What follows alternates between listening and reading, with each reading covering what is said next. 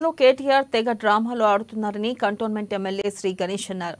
నగరాన్ని తానే తీర్చిదిద్దినట్లుగా తెగ హడావిడి చేస్తున్నారని, హైదరాబాద్ నగర సృష్టికర్త కేసీఆర్ అయితే తాను నగీషీలు దిద్దానా అన్నట్లు కేటీఆర్ ఫోజులు కొడుతున్నారని శ్రీ గణేష్ విమర్శించారు. ఇక వినేవాళ్లు అమాయకులైతే హైదరాబాద్ నగరాన్ని కనిపెట్టింది కల్వకుంట్ల కుటుంబం అని చెబుతారేమో అంటూ విమర్శించారు.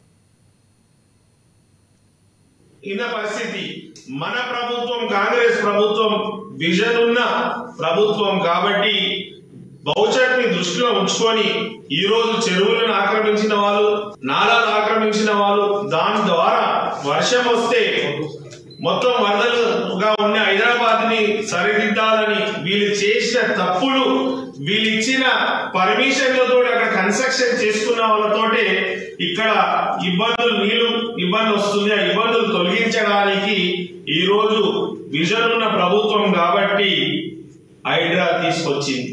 ఈ హైడ్రా తోటి జనమంతా సంతోషంగా ఉన్న పరిస్థితుల్లో అది చూసి ఓర్వలేక ఈ రోజు కేటీ రామారావు మాటి మాటికి ఎక్కడ గత పార్లమెంట్ ఎలక్షన్ లో వాళ్ళ డిపాజిట్ కొన్ని చోట్ల గల్లెంతాయి, ఒక్క సీటు రాలేదు. మన కంటోన్మెంట్ బై ఎలక్షన్ లో కూడా వాళ్ళు 3వ స్థానానికి వెళ్ళిపోయారు.